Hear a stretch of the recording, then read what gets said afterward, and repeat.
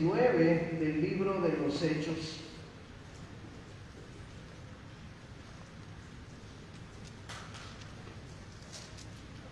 Capítulo 19 del libro de los Hechos. Lo vamos a dividir porque es una historia con muchos versículos, tratando de meditar en 5 puntos de los que habla esta historia. Sobre todo quiero concentrarme en el último punto, para mí el más importante y el cual es realmente la lección y la meditación de hoy.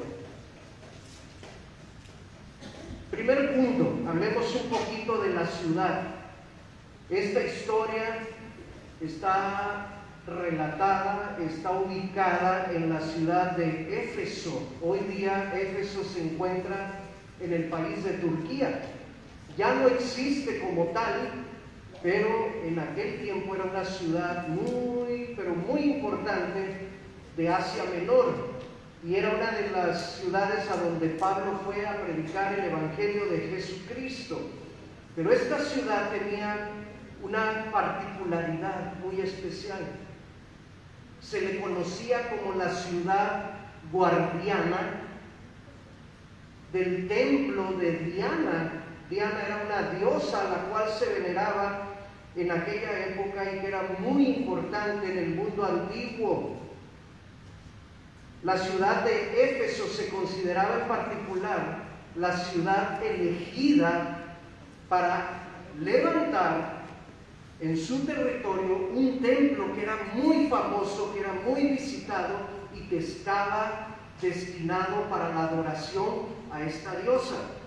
Cuando hablamos de diosa no le estamos dando el crédito de que realmente sea una diosa, era una imagen, era idolatría. Pero en el mundo de esa época era muy famosa. Dice el verso 35 que además de ser la ciudad considerada guardiana del templo de la gran diosa Diana, también era guardiana de la imagen venida de Júpiter. Por lo tanto, ustedes tienen que echar a volar su imaginación y cuando imaginen a Éfeso, no olviden en su mente tener presente un gran templo a donde la gente llegaba, no solo de la ciudad, sino de los alrededores, para adorar a esa diosa y a esa imagen venida de Júpiter. Obviamente ustedes saben que el ser humano siempre aprovecha todas estas tradiciones, todas estas creencias y todas estas festividades para hacer negocio. Por lo tanto, en la ciudad también había gente, plateros, artesanos dedicados a hacer figuritas, souvenirs, llaveritos, ¿qué más? Ustedes me imagino que han ido alguna vez al mercado de la ciudad, ¿no? Que ven los crucifijos y todo artefacto posible. Bueno, así en esa época había los souvenirs de la diosa Diana. No te vayas de Éfeso sin llevarte un recuerdo de la gran diosa Diana, a la cual los efesios veneramos, alabamos, honramos y respetamos. Bueno, ya tenemos la ubicación ahí de la ciudad, cuál era su fama, cuál era su característica principal. Como dije, número 2, pues había un negocio alrededor de toda esta creencia. Los plateros, los artesanos se dedicaban a la venta. Dice el verso 24, un platero llamado Demetrio que hacía de plata templecillos de Diana. ¿Qué dice la segunda frase o la última frase ahí de ese versículo 24?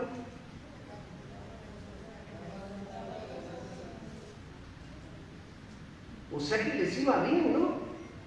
Ganaban buen dinero con la venta de esos templecillos. Dice, no les daba poca ganancia a los artífices. Demetrio los reunió y les hizo saber lo siguiente: varones, ustedes saben que de este oficio obtenemos nuestra riqueza, pero ustedes mismos se dan cuenta que Pablo, no solo en Éfeso, sino en casi toda Asia, ha apartado a muchas gentes con persuasión, diciendo que no son dioses los que se hacen con las manos. Y no solamente corremos peligro de que nuestro negocio se venga para abajo, se desacredite, sino también que el templo de la gran diosa Diana sea estimado en nada y comience a ser destruida la majestad de aquella a quien venera toda Asia y el mundo entero. Obviamente todos los plateros, los artífices reunidos con Demetrio, cuando oyeron sus palabras, pues se enojaron. Hicieron, yo creo, cuentas rápidamente en su mente y dijeron, no, pues voy a perder tanto, ya no voy a tener para alimentar a mi familia, ya no me va a resultar el negocio. Cuando oyeron esas cosas se llenaron de ira, dice el verso 28, y gritaron diciendo, no podemos permitirlo porque grande es la gran diosa Diana de los Efesios. Ya van ubicando el ambiente, el contexto donde se va a dar nuestra historia. Tenemos una ciudad entregada a la adoración, a una imagen y a una diosa. Tenemos todo un negocio que es bastante lucrativo para muchas familias que viven de esa situación. Tenemos el tercer aspecto, Pablo. Pablo llega a Éfeso y empieza a predicar que el único camino, que el único digno de verdadera adoración es Jesucristo. Por lo tanto, el mensaje de Pablo choca de frente con las tradiciones de la ciudad de Éfeso. Y ustedes saben, hermanos, que Pablo era bastante tenaz y determinado a la hora de predicar el Evangelio. Dice que cuando él llegó a Éfeso, en el versículo 8, Pablo entró a la sinagoga y habló con valor por espacio ¿de cuánto tiempo? 3 meses. 3 meses. ¿Qué hacía allí en la sinagoga? Discutía y persuadía acerca del reino de Dios. Pero los corazones de algunos judíos se endurecieron y no creyeron, maldiciendo el camino delante de la multitud. Por lo tanto, Pablo lo que hizo fue apartarse de ellos. Ya no fue a la sinagoga, sino que separó a los discípulos, a los que sí habían creído, y se los llevó a la escuela, a un seminario de uno llamado Tirano. Allí continuó enseñando la palabra de Dios. ¿Por cuánto tiempo ahora? 2 años. Primero fueron 3 meses. Ahora estamos hablando que ya Pablo radicó en Éfeso por 2 años. Se quedó allí predicando, enseñando, instruyendo a esos primeros discípulos. Así que Pablo es fundamental en la historia porque él trae un mensaje diferente que viene a trastornar por completo toda la comodidad, toda la historia y toda la tradición de la gente en Éfeso. Algunas personas, no poquitas, creyeron en el Señor y entonces Dios acompañó de señales y de milagros la predicación de la palabra. Y uno de los milagros más extraordinarios que tú puedas leer en la Biblia y que no lo hizo Jesús es este que vamos a leer ahí en el versículo 12. Dice que Dios permitía que los enfermos fueran sanados tan solo con traer paños o delantales de su cuerpo, y las enfermedades se iban de ellos y aún los espíritus malos salían de estas personas. Algunas personas que estaban enfermas en esa época o que estaban poseídas por demonios, les cortaban un pedacito de tela y Pablo oraba por ese pedazo de ropa, y luego iban y se lo ponían al enfermo y quedaba sano. Y los demonios también se iban. Aparece un cuarto aspecto, en este caso son personajes en la historia. Ya vimos la ciudad, ya vimos el negocio, ya vimos a Pablo, y ahora vemos que en el versículo 13 aparecen unos judíos exorcistas. Cuando estos veían lo que sucedía con Pablo y con los enfermos de su ciudad, ellos quisieron imitar lo que Pablo estaba haciendo por la mano del Señor. Así que ellos pensaron que se trataba de algo tan sencillo como decir: en el nombre de Jesús queda sano, como si fuera una fórmula mágica. Pablo ciertamente sí usaba esas palabras y decía: en el nombre de Jesús es sano. Pero había una gran diferencia entre Pablo y los judíos exorcistas, que Pablo sí tenía una relación con Dios y los exorcistas solo lo utilizaban como un mecanismo, como una fórmula mágica para ver si con esas palabras, por arte de magia, la gente quedaba sana. ¿Qué pasaba con los judíos exorcistas? Pues a ellos no les resultaba el asunto. Dice aquí la historia, en el verso 14, que entre esos judíos exorcistas había 7 hijos de un tal jefe de los sacerdotes judíos que se llamaba Esceva. Es decir, estos 7 hijos de Esceva eran exorcistas ambulantes que andaban haciendo el trabajo de liberar a las personas. Y ellos habían visto el ejemplo de Pablo y se animaron y dijeron: pues vamos a hacerlo también nosotros. Y se toparon con una persona endemoniada. Dice el verso 15 que el mismo espíritu malo que estaba en esa persona, cuando escuchó a estos hijos de Seba decir en el nombre de Jesús, el espíritu malo respondió diciendo: a Jesús lo conozco. Es más, también conozco a Pablo, pero a ustedes 7 no los conozco. Se refiere a que no reconocía autoridad de parte de esas 7 personas. El demonio contestó que reconocía la autoridad de Jesús, que reconocía la autoridad de Pablo, pero de ustedes 7 no reconozco absolutamente nada. Estas personas creyeron que poder ayudar y liberar a una persona endemoniada era tan sencillo como pronunciar una frase. ¿Cuál no fue su sorpresa cuando escuchan al espíritu malo responderles diciéndoles: ¿ustedes quiénes son? A ustedes no los conozco. Y el hombre, dice el 16, en quien estaba el espíritu malo, saltó sobre ellos y los dominó. Pudo más el endemoniado que los 7 hijos de Seba, de tal manera que huyeron de aquella casa desnudos y heridos. 1 contra 7 y ganó el 1. ¿Por qué? Porque era una lucha espiritual y los 7 iban desnudos espiritualmente hablando. No llevaban nada. No llevaban nada. Por lo tanto, el otro que sí estaba endemoniado, pues los dominó fácilmente. Así que ya no solo se fueron desnudos espiritualmente, sino que hasta físicamente tuvieron que salir huyendo porque el endemoniado les dio una golpiza. Los avergonzó públicamente. Ahora, fíjense, aquí viene el quinto aspecto que es en el que quiero concentrarme. Verso 17. Esto fue notorio a todos los habitantes en Éfeso, tanto a judíos como griegos, y tuvieron temor todos ellos, y el nombre del Señor Jesús era magnificado.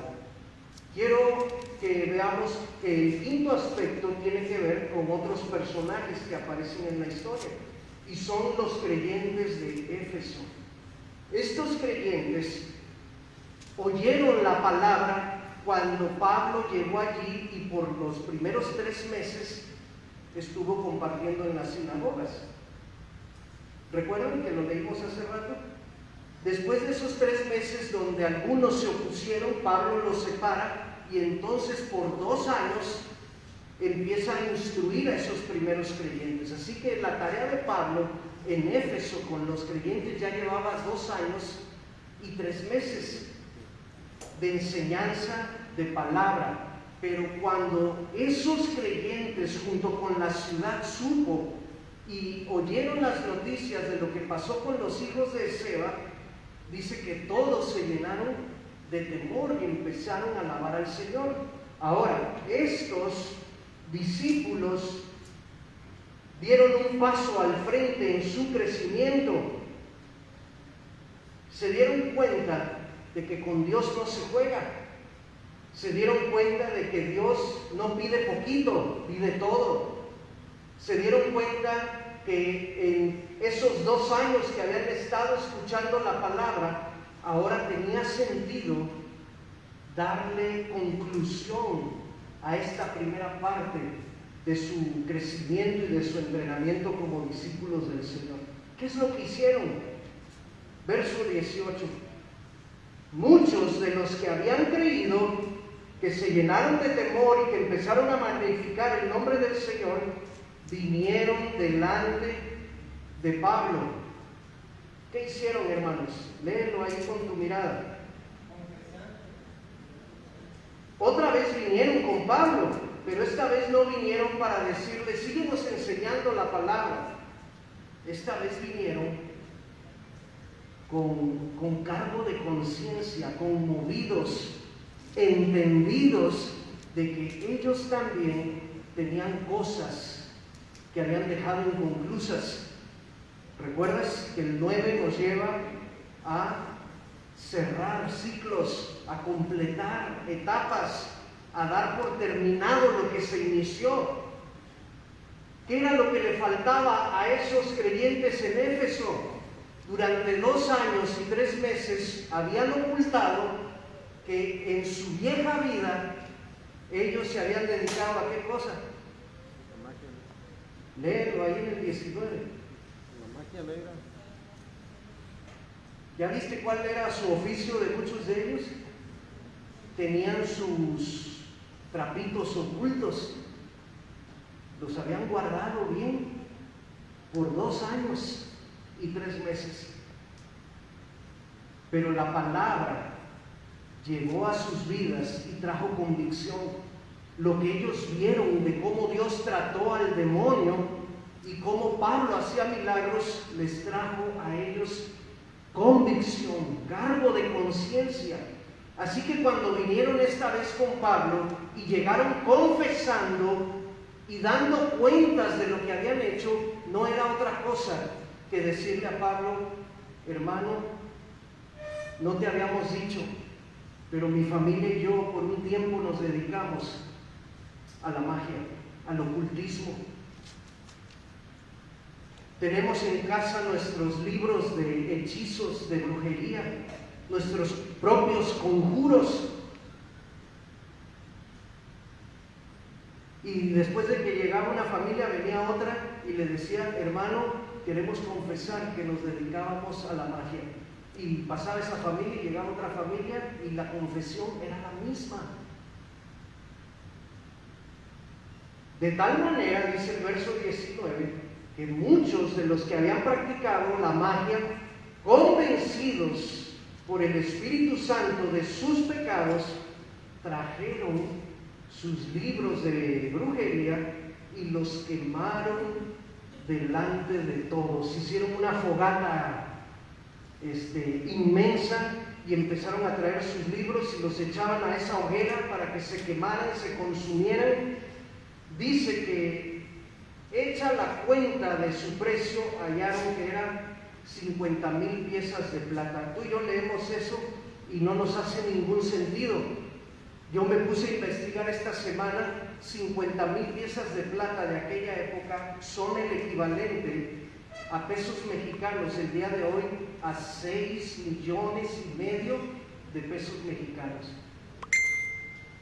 Así que no eran poquitos libros.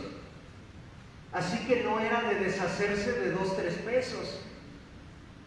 Era una inversión fuerte que ellos habían hecho para comprar esos libros de brujería que en el tiempo pasado los habían utilizado, solo Dios sabe para qué. pero ya vimos que la ciudad de Éfeso era muy dada a esas prácticas. Yo te pregunto, ¿crees que realmente fue un sacrificio para los creyentes en Éfeso entregar esos libros, quemarlos? ¿Crees que realmente había una inversión fuerte de dinero allí que algunos pudieron haber dicho, híjole, mejor los pongo en la pulga en venta, a ver quién se los quiere llevar? O sea, me deshago de ellos, pero no pierdo. Se podía hacer eso. Pero ellos decidieron, porque vieron cómo Dios trataba el ocultismo, con cuánta severidad y con cuánta autoridad, que el temor de Dios cayó sobre su mente y su corazón, y dijeron, nosotros no queremos estar mal delante de Dios. Así que llevaron todo aquello relacionado con su vida vieja y lo quemaron. ¿Por qué quemarlo? Porque al quemarlo se destruye, se convierte en cenizas. Ya no hay manera de que venga alguien y lo vuelva a armar el libro, porque se redujo a cenizas.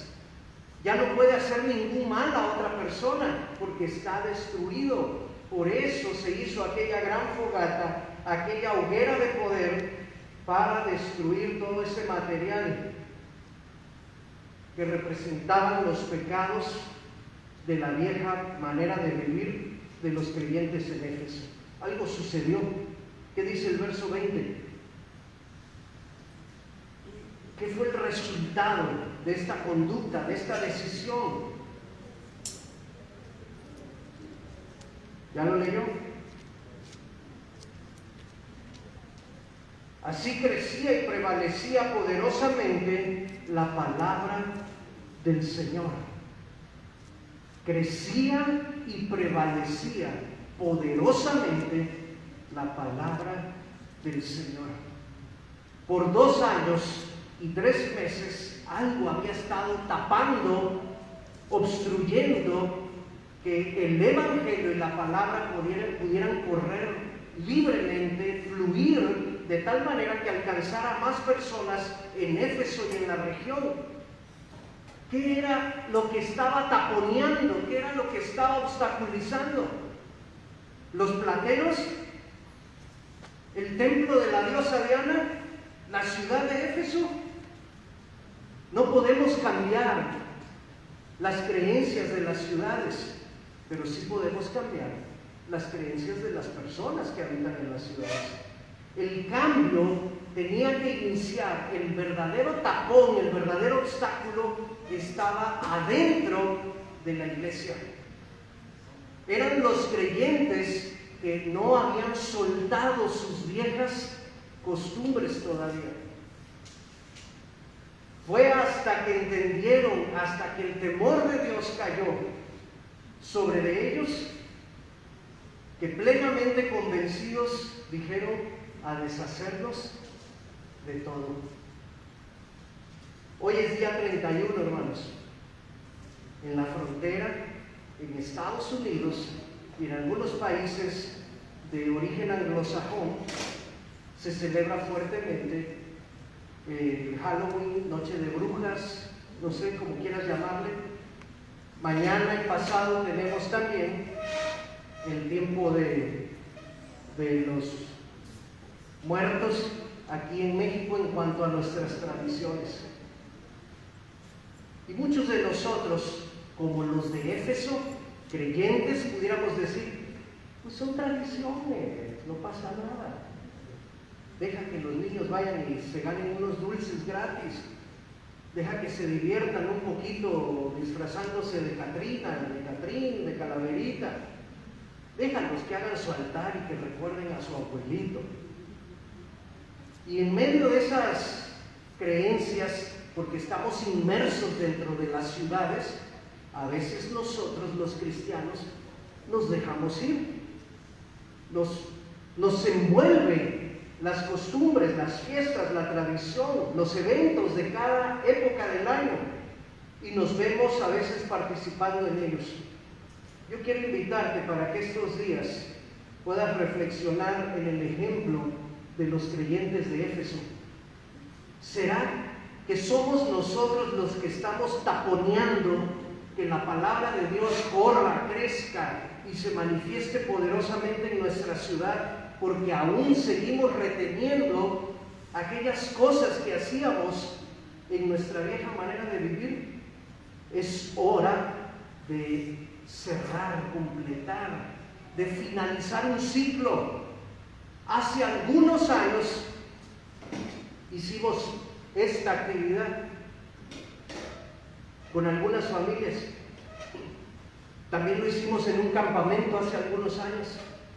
Prendimos una gran fogata e invitamos a la gente que de manera voluntaria y convencida de que era Dios trabajando en su corazón, trajeran sus escapularios, sus barajitas, sus rosarios, sus crucifijos, sus no nada más cosas relacionadas con imágenes católicas, sino también a veces tenemos ahí la patita de conejo, el ojito de venado. Ayúdenme. ¿La qué quiero? ¿Piedras? A ver, acá alguien dijo algo. ¿Sí están conmigo en la idea? Entonces, ayúdenme a mencionarlo. Los horóscopos. Algunos dirán, bueno, ay, gracias a Dios que yo no tengo nada de eso. Pero qué tal que ahí en la alacena todavía está guardadita ahí tus cajetillas de cigarro, por si las dudas, por si me entra la ansiedad. ¿Qué tal que también ahí está el tequilita y el caballito? Por si me da tos ahora en el invierno. ¿Verdad que sí? Dice Gerardo, tengo la playera de la América ahí guardada. Pero bueno, eso no. Pero sí están conmigo en lo que estoy tratando de explicar. Hay objetos que se asocian con creencias que están equivocadas a la luz de la palabra de Dios. Y tú y yo aún las conservamos en casa, aún las tenemos allí. Aún tenemos cosas que están muy asociadas con nuestro pasado sin Dios, que hemos conservado. Quizás literatura, algunos libros de gente atea, de gente marxista o de filosofías huecas y vanas, y ahí tenemos el libro, discos de música de intérpretes que no dan gloria a Dios para nada. A lo que voy es que en estos 3 días tienes esta noche, la del 31, tienes la noche de mañana, día 1, y la noche del día 2 para con tu familia, ahí en el patio, prender tu fogata, no para hacer carne asada, sino para que hagan una limpieza, una inspección general de la casa y digan, a ver, ¿qué cosas tenemos en nuestra casa que no nos habíamos dado cuenta?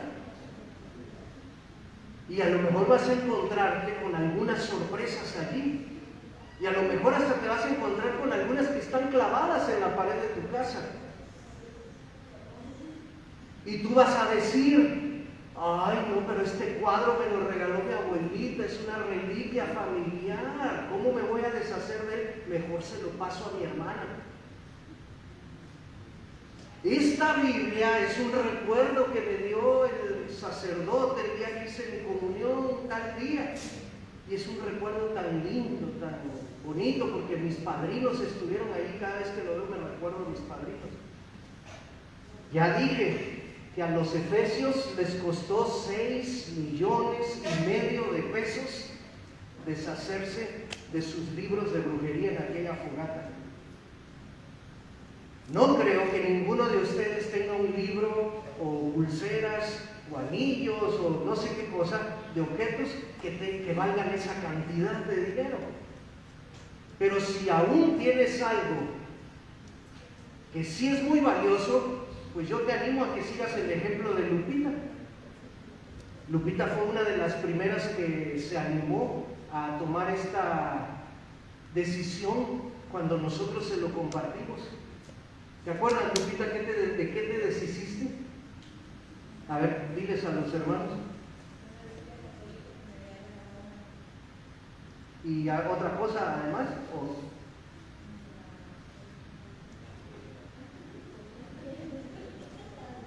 Fue tu mamá, ¿no? La otra, la que se deshizo de un cuadrote así enorme, ¿verdad que sí? De la Virgen. Alguien más destruyó su pequeño santuario que tenía ahí en su casa, ¿verdad? Ahí están los hermanos Ruiz. Ellos tenían ellos eran de los que en estos días organizaban los bailes de los matlachines en la colonia Gobernadores. Hasta el día de hoy el cura sigue buscando a Gaby. El cura le dice: te perdono que te fuiste con los aleluyas, te perdono todos tus pecados, pero organízame a los muchachos y quedas absuelta de todo.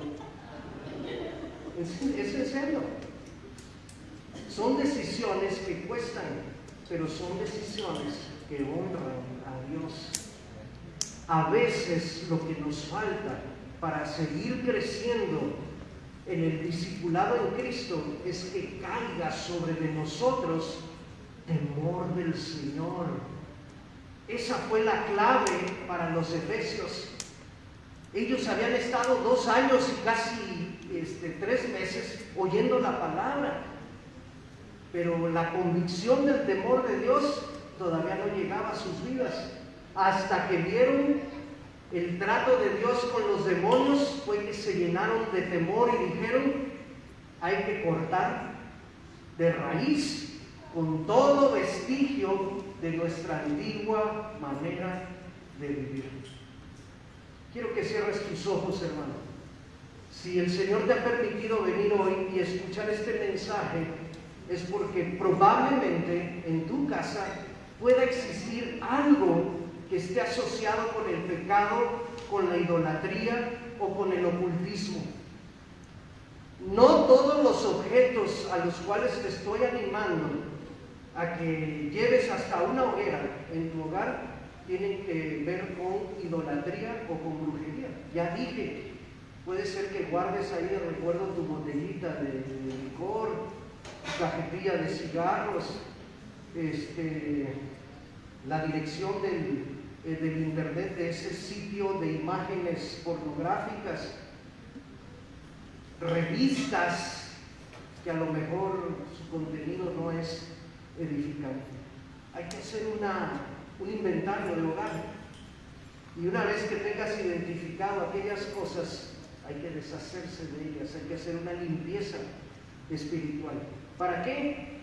Para que la palabra de Dios crezca y fluya de manera poderosa en tu hogar, en tu dinamita, en tu vecindario y en tu ciudad, que es Piedras Negras. ¿Estamos claros? Mientras oras, dile al Señor que te vaya mostrando qué cosas pudieran ser que tienes en casa que no son agradables delante de Él.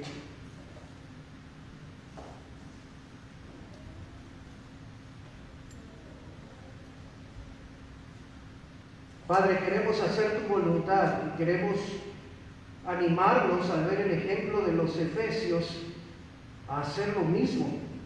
Entendemos que a veces somos nosotros el obstáculo para que tu palabra no esté creciendo y prevaleciendo poderosamente en nuestro hogar, con nuestros hermanos, en nuestro grupo pequeño, con nuestro vecindario y aún en nuestra ciudad. Hay cosas de la ciudad que no podemos cambiar. No podemos ir y derribar, Señor, la catedral, o ir y quemarles la imagen o los ídolos. No podemos hacer eso. Pero sí podemos hacerlo de lo que está bajo nuestra jurisdicción, de lo que está en nuestra casa. Ya sea que nos lo heredaron, ya sea que nos lo regalaron o ya sea que nosotros lo adquirimos. No permitas que veamos el precio o el valor sentimental. Ayúdanos a verlo como un acto de obediencia a un Dios al cual debemos temer, por cuanto es un Dios que no tiene ninguna comunión con las tinieblas. Y Señor, en estos 3 días que son muy poderosos en lo espiritual, por las festividades que se celebran en nuestra ciudad, queremos aprovechar para estar bien contigo, para hacer las cosas a tu manera. Ayúdanos a ver varias fogatas de poder, varias fogatas que se encienden en los patios de las casas de nuestros hermanos, donde por convicción, donde por temor a ti, y donde creyendo a tu palabra, Señor, se deshacen de objetos, de imágenes, de libros, de reliquias que están asociadas con idolatría, con brujería, con ocultismo, con cosas que no te agradan. Oramos que así como a los efesios les cayó este espíritu de temor, también caiga sobre tu iglesia y podamos tomar la iniciativa de hacer estas cosas que no dudamos son de tu agrado. Esperamos, Señor, escuchar testimonios en cuanto a esto la próxima semana, de cómo algunas familias pudieron liberarse de esas situaciones asociadas con su antigua manera de vivir. Que esto sea el impulso, Señor, para que su crecimiento en Cristo sea más fuerte y más decidido. Te lo ruego en el nombre del Señor Jesús. Amén y amén. Dios les bendiga, hermanos. Cualquier duda pueden preguntarme por inbox